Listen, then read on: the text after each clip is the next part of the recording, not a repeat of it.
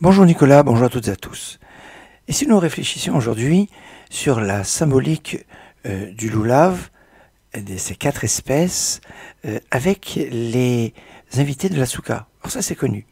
Avec les invités de la Souka, il y a les 3 patriarches, Avraham, Yitzhak et Yaakov, qui correspondent aux 3 branches de Mir, le Hadass. Il y a après Moshe et Aaron, Moshe, les 2 frères Aaron, c'est les 2 branches de Mir. Après, il y a le loulav, la branche de palmier dattier qui représente Yosef, Tzadik, et l'étrog, c'est David. Cette relation, on la retrouve dans le fameux poème liturgique Souka veloulav, le'am segula. C'est très connu. Et alors, il y a cette symbolique. Maintenant, on peut retrouver une autre symbolique. Perietz Hadar, le fruit qui est beau, Hadar, il y a un mot de Hidour, ben, ça va être Avraham. Pourquoi? Parce qu'on nous dit qu'Avraham, il était Zaken. Avraham Zaken. Avraham était âgé. Et il est marqué Vadarta ben Zaken. Tu vas honorer le visage de celui qui est âgé. Zaken, Hadar, Hadarta, Peretz Hadar, ça fait référence à Avraham. Kapot Temarim, c'est les branches de dattier. Mais Kapot, c'est aussi ce qui va être enfermé, attaché. Ben, c'est Yitzhak qui a été attaché pour la ligature, pour la Kedat Yitzhak, pour le sacrifice. Anaf et Tzavot, la myrrhe qui est appelée en fait la branche dont les feuilles recouvrent le bois, eh bien il y a de nombreuses petites feuilles sur le bois. C'est Yaakov qui avait beaucoup d'enfants, comme il y a beaucoup de feuilles sur la branche de myrrhe.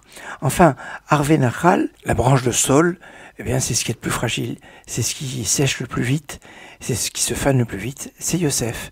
Yosef qui est Niftar avant tous ses frères alors qu'il était le plus jeune.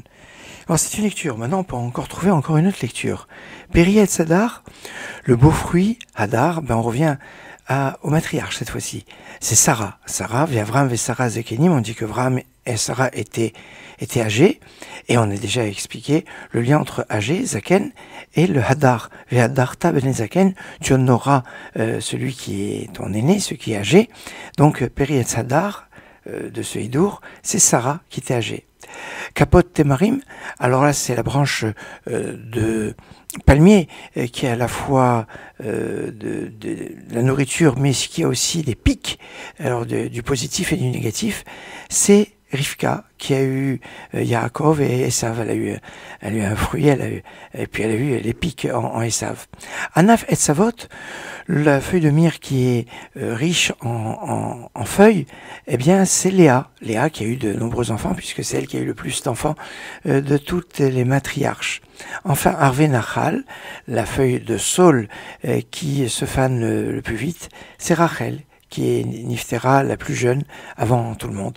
Comme ça, on peut retrouver dans ce symbole du bouquet, du loulav, à la fois le lien avec tous les patriarches, matriarches, les Ushpizin, les invités qu'il y a dans la Souka, ou la référence avec les patriarches, avec Yosef en plus, ou référence avec les matriarches, et là comme elles sont au nombre de 4, eh bien on est à 4 comme il faut. Maintenant, il y a aussi une autre lecture qui peut nous donner le lien entre toutes les 4 espèces et Dieu, ou Hachem lui-même. Puisque on nous dit à propos du Hadar, Hod, Hadar, la Vashta, la splendeur et le Hadar, tu te pars, on parle de Dieu. On nous dit que Dieu, Omed Ben Hadassim, il se tient entre les branches de myrrhe. À propos du palmier dattier, on dit Tzadik, Katamar Ifra, le Tzadik est comme le palmier, Tzadik c'est Akadosh Baruch Hu, Tzadik et Hachem. Et puis, à propos d'Aravot, il est marqué Solou la Rochev Ba'aravot, et aussi par celui qui... Alors là, il y a un jeu de mots entre Aravot, les feuilles de sol, et les cieux qu'on appelle Aravot, c'est déjà un autre point. Et donc, on peut avoir encore soit une perception sur les hommes, sur Hachem, la symbolique du bouquet, du loulav, est donc encore beaucoup plus riche qu'on peut l'imaginer. Excellente journée.